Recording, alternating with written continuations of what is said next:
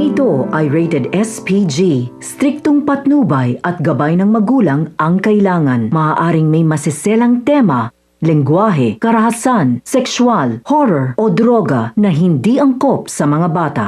Dahil nga sa muling pagbabalik ni Venice ng Pilipinas, ay tuluyan na ngang tatanggalin ni Vivian si Tata sa trabaho nitong pagpapanggap bilang si Venice.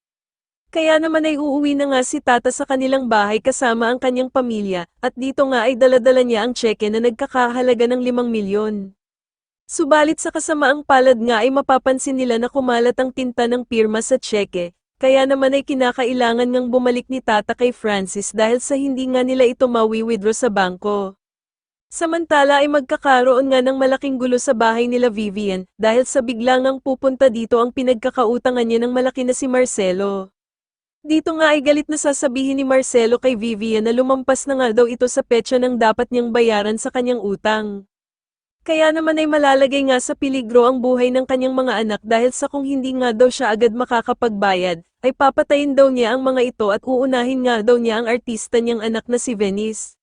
Sa kabilang banda naman ay ipapatawag nga ni Sir Gov sila Francis at Venice, at dito nga ay sasabihin niya sa kanila na pinaplano daw niyang isama ang batchoy sa buko sa kanilang main menu. Kaya naman ay uutusan nga niya si Venice na lutuin itong muli dahil sa akala nga niya na siya talaga ang may gawa nito, pero dahil si Tata nga talaga ang nagluto nito kaya naman ay magdadahilan na lamang nga si Venice na baka daw ay hindi niya magawa ang parehong lasa dahil sa nagmamadali nga daw siyang gawin ito noon. Subalit agad namang sasabihin ng ina ni Francis na paano daw niya ito malilimutan samantalang sinabi nga daw niya na recipe ito ng kanyang lola.